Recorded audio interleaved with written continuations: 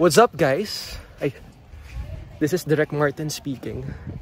So, today, well, actually, tapos na ako mag-scene. So, pack up na ako. Pero, ito na po. Nagtatake pa sila Harvey tsaka si Luke. So, yan.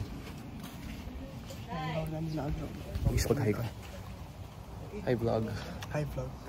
Guys, watch this. Watch this. Guys, in love na to. Hindi. The feelings are there, for sure.